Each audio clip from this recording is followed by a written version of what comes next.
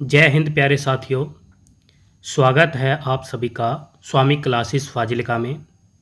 प्यारे साथियों, जैसे कि आपको पता है कि हमने एक नई सीरीज़ शुरू की हुई है हिंदी प्रश्नोत्तरी की, जिसकी आज तीसरा भाग है।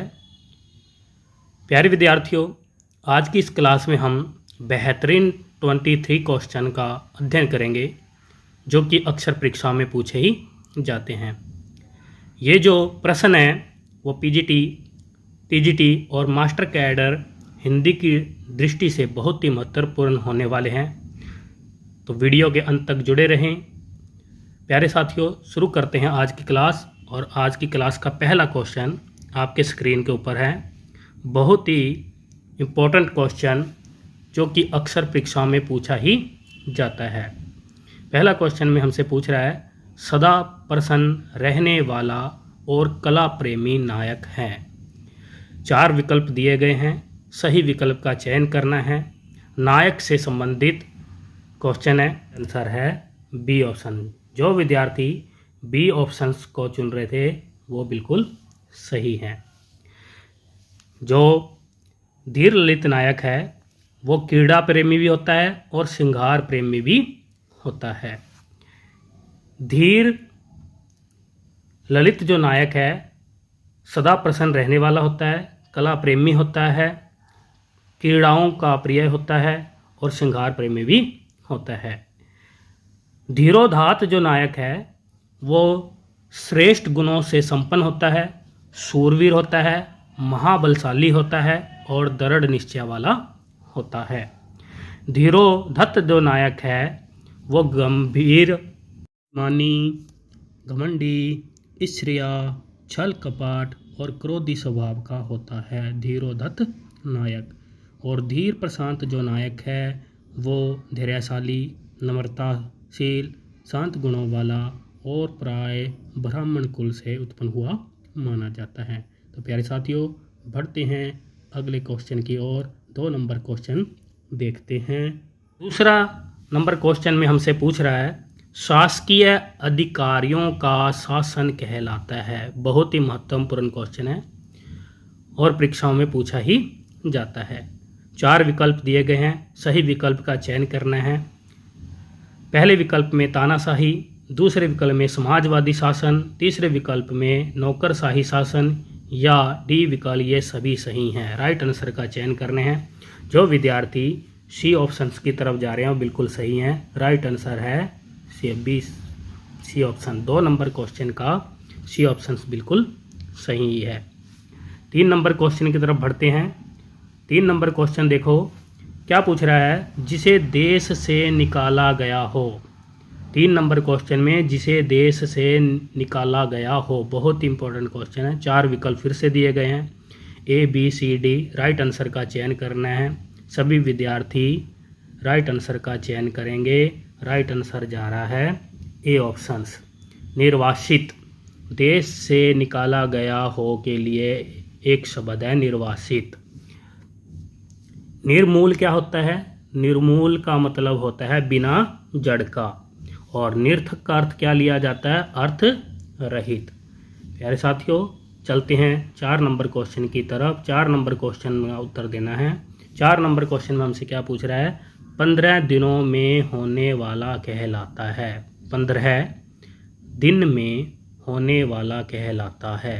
15 दिन में होने वाला कहलाता है। 4 विकल्प दिए गए हैं, ए बी सी डी। ए विकल्प में पार्थिव, बी विकल्प में पाक्षिक, सी विकल्प में पारदर्शी और डी विकल्प में पिपासा। राइट आंसर का चयन करना है। सभी विद्यार्थी राइट आंसर का चयन करेंगे, सही विकल्प का चयन करेंगे। 4 नंबर क्वेश्चन का सही उत्तर है पाक्षिक, यानी 15 दिनों में होने वाला कहलाता है पाक्षिक। पार्थिव का अर्थ क्या लिया जाता है? पार्थिव का अर्थ लिया जाता है पृथ्वी से संबंधित या फिर मिट्टी का बना हुआ, पार्थिव कहलाता है। पारदर्शी का अर्थ लिया जाता है पारदर्शी, जिस पदार्थ से प्रकाश गुजर सके उसे पारदर्शी कहते हैं। और पिपासा का अर्थ लिया जाता है प्यास या तृष्णा से लिया जाता है। 5 नंबर क्वेश्चन देखेंगे। 5 नंबर क्वेश्चन की ओर बढ़ें। जो शीघ्र किसी बात या युक्ति को सोच ले। बहुत ही इंपॉर्टेंट क्वेश्चन है और अक्सर परीक्षा में पूछा ही जाता है। जो शीघ्र किसी बात या युक्ति को सोच ले। 4 विकल्प दिए गए हैं, ए बी सी डी। सही विकल्प का चयन करना है। ए ऑप्शन में पूछना है पुनरुक्ति, बी विकल्प में प्रतिनिधि, सी विकल्प में प्रत्युत्पन्नमति, डी विकल्प में प्रतिस्पर्धा। राइट आंसर का चयन करना सभी विद्यार्थी ने। जो विद्यार्थी सी ऑप्शंस को चुन रहे हैं, बहुत ही इम्पोर्टेंट सही है, बहुत ही इम्पोर्टेंट क्वेश्चन था और 5 नंबर क्वेश्चन का सही उत्तर है। 5 नंबर क्वेश्चन का सही उत्तर लिया जा रहा है सी ऑप्शंस, प्रत्युत्पन्नमति लिया जाता है। पुनरुक्ति का अर्थ क्या माना जाता है? पुनरुक्ति का अर्थ कहा जाता है कही गई बात को फिर से कहना, उसे पुनरुक्ति कहते हैं। और प्रतिनिधि क्या होता है? किसी के स्थान पर, प्रतिनिधि का मतलब किसी के स्थान पर कार्य करने वाला व्यक्ति। और प्रतिस्पर्धा का अर्थ लिया जाता है किसी काम में औरों से आगे बढ़ने का प्रयत्न, उसे प्रतिस्पर्धा कहते हैं। 6 नंबर क्वेश्चन की तरफ बढ़ेंगे। 6 नंबर क्वेश्चन देखो, बहुत ही इंपॉर्टेंट क्वेश्चन है। 6 नंबर क्वेश्चन हमसे क्या पूछ रहा है? उपकार के प्रति किया गया उपकार कहलाता है। उपकार के प्रति किया गया उपकार कहलाता है। राइट आंसर का चयन करना है। 4 विकल्प दिए गए हैं। ए विकल्प में हमसे पूछ रहा है प्रत्युपकार, बी विकल्प में प्रत्यारोप, सी विकल्प में प्रत्यागत, डी विकल्प में ए और बी दोनों सही है। राइट आंसर का चयन करना है सभी विद्यार्थियों ने। बहुत ही इंपॉर्टेंट क्वेश्चन है, अक्सर परीक्षा में पूछा ही जाता है। उपकार के प्रति किया गया उपकार का राइट आंसर जा रहा है प्रत्युपकार कहलाता है। ए ऑप्शन सही है। और प्रत्यारोप का मतलब क्या होता है? प्रत्यारोप का मतलब लिया जाता है आरोप के बदले लगाया गया आरोप प्रत्यारोप कहलाता है। और प्रत्यागत का मतलब क्या लिया जाता है? वापस आया हुआ प्रत्यागत कहलाता है। 7 नंबर क्वेश्चन की तरफ बढ़ेंगे। 7 नंबर क्वेश्चन देखते हैं। 7 नंबर क्वेश्चन में हमसे पूछ रहा है वह स्त्री जिसका पति परदेश गया हो।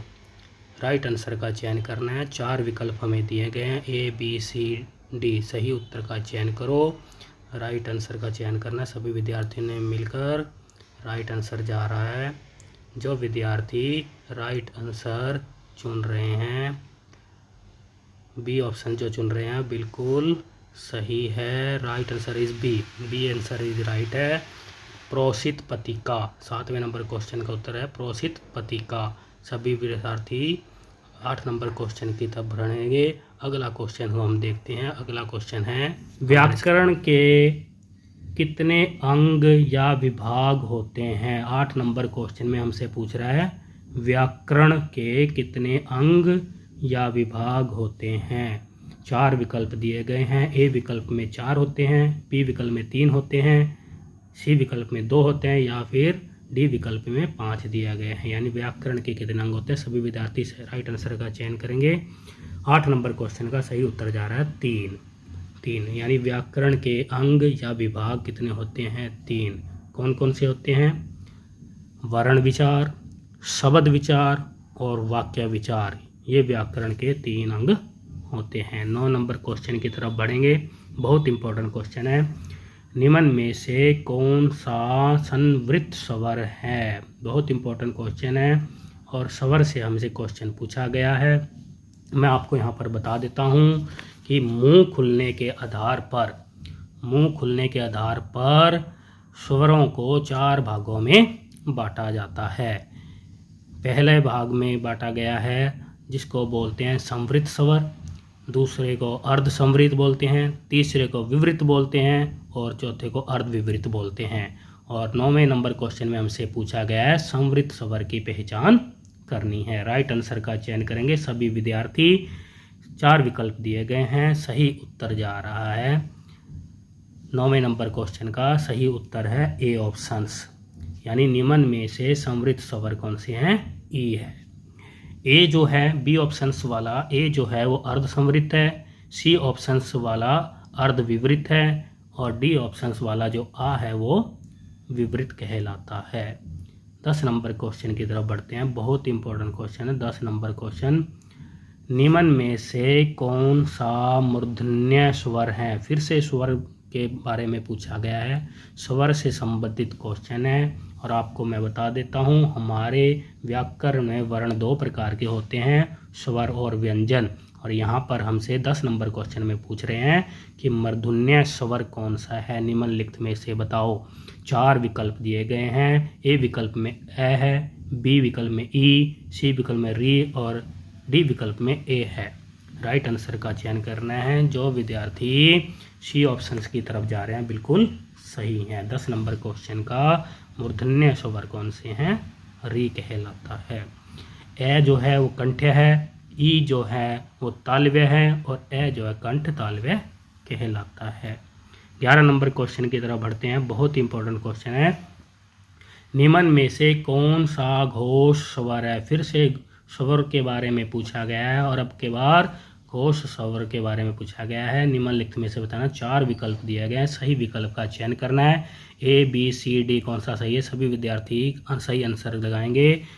राइट आंसर यह जा रहा है 11 नंबर क्वेश्चन का, ये सभी सही है। मैं आपको बता देता हूँ, जो स्वर होते हैं वो घोष कहलाते हैं, सभी के सभी। और हिंदी वर्णमाला में 11 प्रकार के स्वर हैं, 11 स्वर है, यानी स्वरों की गिनती स्वर जो हैं वो 11 हैं। गिनती कितनी है? 11। 12 नंबर क्वेश्चन की तरफ बढ़ते हैं। 12 नंबर क्वेश्चन देखो, बहुत इंपॉर्टेंट क्वेश्चन है। निम्न में से, यहाँ 2 बार लिखे जा चुका है निम्न 2, एक बार काट देना है इसको। निम्न में से कौन से कंठोष्ठ्य स्वर हैं? निम्नलिखित में से बताना है। और बहुत इंपॉर्टेंट क्वेश्चन है, फिर से स्वरों के बारे में पूछा गया है। 4 विकल्प दिए गए हैं, A B C D. Right answer का चयन करो सभी विद्यार्थी। 12 नंबर क्वेश्चन का उत्तर देंगे। 12 नंबर क्वेश्चन का सही उत्तर जा रहा है B options. B options right है। ओ और औ, बी ऑप्शंस बिल्कुल सही है। ए और ए जो हैं वो कंठ तालव्य कहलाते हैं। अ और आ जो है वो कंठ्य कहलाते हैं। उ और औ जो है, उ और उ जो है वो ओष्ठ्य स्वर कहलाते हैं। 13 नंबर क्वेश्चन की तरफ बढ़ेंगे। 13 नंबर क्वेश्चन देखो, बहुत ही इंपॉर्टेंट क्वेश्चन है। 13 नंबर क्वेश्चन और अक्सर परीक्षा में पूछा ही जाता है। पुरानी हिंदी को प्राकृत भाष हिंदी कहकर किसने पुकारा है? 13 नंबर क्वेश्चन का उत्तर देंगे सभी विद्यार्थी। 4 विकल्प दिए गए हैं। ए विकल्प में डॉक्टर नगेंद्र है, बी विकल्प में हजारी प्रसाद द्विवेदी हैं, सी विकल्प में आचार्य रामचंद्र शुक्ल है, डी विकल्प में राम कुमार वर्मा है। पुरानी हिंदी को प्राकृत भाष हिंदी कहकर किसने पुकारा है? बहुत इंपॉर्टेंट क्वेश्चन है, सही उत्तर का चयन करेंगे। 13वें नंबर क्वेश्चन का सही उत्तर है आचार्य रामचंद्र शुक्ल ने कहा है। आचार्य रामचंद्र शुक्ल ने कहा है। 14 नंबर क्वेश्चन की तरफ बढ़ेंगे। 14 नंबर क्वेश्चन देखेंगे। 14 नंबर क्या वो पूछ रहे हैं? आदिकाल को अत्यधिक विरोधों व व्याघातों का युग किसने कहा है? बहुत इंपॉर्टेंट क्वेश्चन है। फिर से 4 विकल्प दिए गए हैं। ए विकल्प में राम कुमार वर्मा, बी विकल्प में हजारी प्रसाद द्विवेदी, सी विकल्प में आचार्य रामचंद्र शुक्ल और डी विकल्प में बच्चन सिंह। राइट आंसर का चयन करना है। 14वें नंबर क्वेश्चन का सही उत्तर जा रहा है बी ऑप्शन, यानी हजारी प्रसाद द्विवेदी ने कहा है आदिकाल को अत्यधिक विरोधों व व्याघातों का युग। मैं आपको यह बता देना चाहता हूँ विद्यार्थियों, हजारी प्रसाद द्विवेदी के 3 ऐतिहासिक ग्रंथ मिलते हैं। हिंदी साहित्य की भूमिका, हिंदी साहित्य का उद्भव और विकास, हिंदी साहित्य का आदिकाल। 15वें नंबर क्वेश्चन की तरफ बढ़ते हैं। बहुत इंपॉर्टेंट क्वेश्चन है और अक्सर परीक्षा में पूछा ही जाता है। निम्न में से कौन सी आदिकाल की राजनैतिक परिस्थिति नहीं है? यहाँ पर नहीं है पूछा है, जो परिस्थिति नहीं है। 4 विकल्प दिए गए हैं। पहले विकल्प में पूरे देश में गृह कलह हो रहा, बी ऑप्शन में है राष्ट्रीय एकता का अभाव, सी ऑप्शन में देशभक्ति अपने अपने राज्य तक की, डी में है ब्राह्मणों का जातीय अभिमान सर्वोपरि। राइट आंसर का चयन करना है। जो विद्यार्थी डी ऑप्शंस की तरफ जा रहे हैं बिल्कुल सही है। जो विद्यार्थी डी ऑप्शंस दे रहे हैं वो बिल्कुल सही है। ब्राह्मणों का जातीय अभिमान सर्वोपरि। ए बी सी जो हैं वो राजनीतिक परिस्थितियां हैं और जो डी ऑप्शंस में है ब्राह्मणों का जातीय अभिमान सर्वोपरि ये सामाजिक परिस्थिति है आदिकाल की। 16वें नंबर क्वेश्चन की तरफ बढ़ते हैं। बहुत इंपॉर्टेंट क्वेश्चन है 16वां नंबर क्वेश्चन। देखो, आदिकाल की कौन सी प्रवृत्ति नहीं है। अब के बार प्रवृत्ति पूछा है। प्रवृत्ति का अर्थ लिया जाता है विशेषता से। आदिकाल की विशेषता जो नहीं है, 4 विकल्प दिए गए हैं। ए विकल्प में युद्धों का संजीव वर्णन, बी विकल्प में संकुचित राष्ट्रीयता, सी विकल्प में है चारण काव्यों की रचना और डी विकल्प में रहस्यवादिता। सही उत्तर का चयन करेंगे सभी विद्यार्थी। जो विद्यार्थी डी ऑप्शंस की तरफ जा रहे हैं बिल्कुल सही है। रहस्यवादिता छायावाद युग की मुख्य विशेषता है, आदिकाल की नहीं है। इसलिए हमारा राइट आंसर 16 नंबर क्वेश्चन का है रहस्यवादिता। ए बी सी विकल्प में जो दिए हैं ये आदिकाल की विशेषता है। युद्धों का संजीव वर्णन भी हुआ है आदिकाल में, संकुचित राष्ट्रीयता भी मिलती है और चारण काव्यों की रचना भी हुई है। 17वें नंबर क्वेश्चन की तरफ बढ़ते हैं। 17वां नंबर क्वेश्चन देखो, बहुत इंपॉर्टेंट क्वेश्चन है और पूछा गया है गोरखनाथ को हिंदी का प्रथम कवि किसने माना है। गोरखनाथ को हिंदी का प्रथम कवि किसने माना है। 4 विकल्प दिए गए हैं। ए विकल्प में आचार्य रामचंद्र शुक्ल ने, बी विकल्प में बच्चन सिंह ने, सी विकल्प में माता प्रसाद गुप्त ने या डी विकल्प में मिसर बंधु ने। राइट आंसर का चयन करना है। जो विद्यार्थी सी ऑप्शंस की तरफ जा रहे हैं बिल्कुल सही है। माता प्रसाद गुप्त ने गोरखनाथ को हिंदी का प्रथम कवि माना है। आचार्य रामचंद्र शुक्ल ने राजा मूंज या भोज को माना है और बच्चन सिंह ने विद्यापति को हिंदी का प्रथम कवि माना है और मिसर बंधु ने पुष्य या पुंड को हिंदी का प्रथम कवि माना है। 18वें नंबर क्वेश्चन की तरफ बढ़ते हैं। 18वां नंबर क्वेश्चन बहुत इंपॉर्टेंट है। रासो शब्द की उत्पत्ति राजसूय यज्ञ से किसने मानी है। 4 विकल्प दिए गए हैं। सही विकल्प का चयन करना है। ए विकल्प में आचार्य रामचंद्र शुक्ल, बी विकल्प में हजारी प्रसाद द्विवेदी, सी विकल्प में गारसादा तासी और डी विकल्प में कोई भी नहीं। सही उत्तर का चयन करेंगे। जो विद्यार्थी सी ऑप्शंस की तरफ जा रहे हैं बिल्कुल सही है। गारसादा तासी 18वें नंबर क्वेश्चन का राइट आंसर है। रासो शब्द की उत्पत्ति रासूय यज्ञ से गारसादा तासी ने मानी है। आचार्य रामचंद्र शुक्ल ने रासो शब्द की उत्पत्ति रसायन से मानी है और हजारी प्रसाद द्विवेदी ने रासो शब्द की उत्पत्ति रासक से मानी है। 19 नंबर क्वेश्चन की तरफ बढ़ेंगे। 19 नंबर क्वेश्चन बहुत इंपॉर्टेंट है और अक्सर परीक्षा में पूछा ही जाता है। बिसल देव रासो ग्रंथ कितने खंडों में विभक्त है। बहुत इंपॉर्टेंट क्वेश्चन है। 4 विकल्प दिए गए हैं। सही विकल्प का चयन करना है। बिसल देव रासो ग्रंथ जो है कितने खंडों में विभक्त हैं। ए 5, बी 4, सी 3, डी 2। राइट आंसर का चयन करें।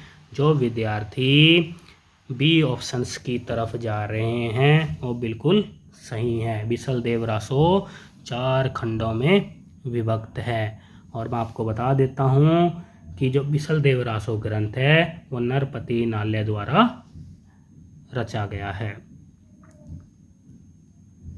20 नंबर क्वेश्चन देखते हैं। 20 नंबर क्वेश्चन में हमसे पूछा गया है गै सुकुमार रासो किस कवि की रचना है। बहुत इंपॉर्टेंट क्वेश्चन है और अक्सर परीक्षा में पूछा ही जाता है। गै सुकुमार रासो किसकी रचना है। 4 विकल्प दिए गए हैं। सही विकल्प का आपने चयन करना है।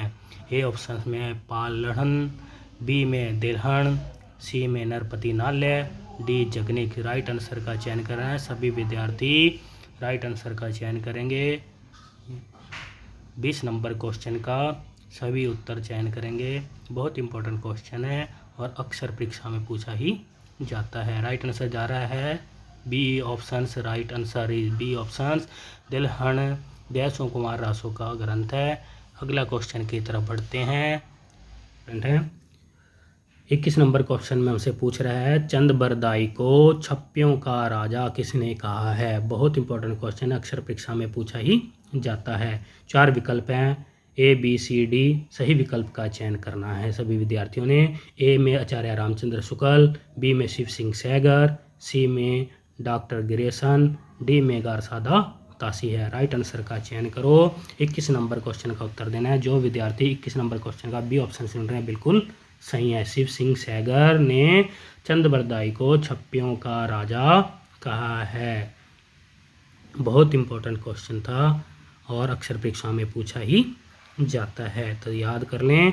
चंदबरदाई को छप्पियों का राजा शिव सिंह सैगर ने कहा है। 22 नंबर क्वेश्चन देखेंगे और अक्षर परीक्षा में पूछा ही जाता है। 22 नंबर क्वेश्चन बहुत इंपॉर्टेंट क्वेश्चन है। 22 नंबर क्वेश्चन में क्या पूछ रहा है, पृथ्वीराज रासो ग्रंथ में कितने प्रकार के छंदों का प्रयोग हुआ है। बहुत इंपॉर्टेंट क्वेश्चन है। 4 विकल्प दिए गए हैं और सही विकल्प का चयन करना है। ए विकल्प में 69, बी विकल्प में 68, सी विकल्प में 59 और डी विकल्प में 16,306। राइट आंसर का चयन करो। जो विद्यार्थी 22 नंबर क्वेश्चन का बी ऑप्शंस दे रहे हैं वो बिल्कुल सही है। राइट आंसर पृथ्वीराज रासो ग्रंथ में 68 प्रकार के छंदों का प्रयोग हुआ है। और मैं आपको बता देना चाहता हूँ जो विद्यार्थी ए ऑप्शंस बता रहे थे वो इसमें सरग हैं। सरग यानी पृथ्वीराज रासो में जो समय का प्रयोग हुआ है यानी सर्गों को समय बोला गया है वो 69 प्रकार के हैं, 69 सरग हैं, समय है इसमें। और जो विद्यार्थी डी बता रहे थे मैं आपको बता देता हूँ 16,306 कुल छंद है पृथ्वीराज रासो में। 23 नंबर क्वेश्चन की तरफ बढ़ेंगे। 23 नंबर क्वेश्चन देखेंगे सभी विद्यार्थी।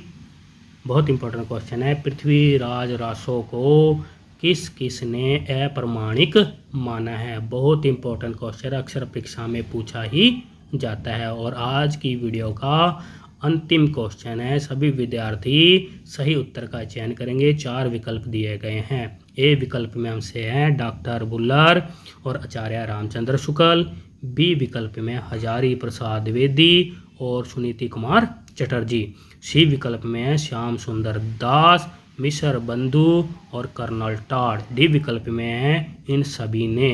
राइट आंसर का चयन करना है। और आपको मैं बता देता हूँ जो पृथ्वीराज रासो ग्रंथ है वो चंदबरदाई द्वारा लिखा गया है। बहुत इंपॉर्टेंट क्वेश्चन है। जो विद्यार्थी इस क्वेश्चन का उत्तर ए चुन रहे हैं वो बिल्कुल सही है। यानी कि डॉक्टर बुल्लर और आचार्य रामचंद्र शुक्ल ने पृथ्वीराज रासो को अप्रमाणिक माना है।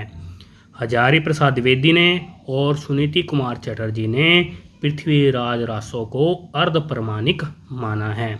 और सी ऑप्शंस में जो है श्याम सुंदर दास, मिसर बंधु और कर्नल टॉड ने पृथ्वीराज रासो को प्रमाणिक माना है। आशा करता हूँ कि 23वें नंबर क्वेश्चन का आपको समझ में आ गया होगा कि पृथ्वीराज रासो ग्रंथ को डॉक्टर बुल्लर और आचार्य रामचंद्र शुक्ल ने अप्रमाणिक माना है। प्यारे साथियों, ये थे आज के हमारे बेहतरीन 23 क्वेश्चन जो कि परीक्षा में अक्सर पूछे ही जाते हैं। प्यारे साथियों, वीडियो को लाइक और शेयर करना ना भूलें। अगर आप हमारे YouTube चैनल पर नए हो तो चैनल को सब्सक्राइब अवश्य कर लें, बेल आइकन को अवश्य दबाएं ताकि आप तक नोटिफिकेशन पहुंच सके। मिलते हैं अगली क्लास में, तब तक के लिए जय हिंद, जय भारत।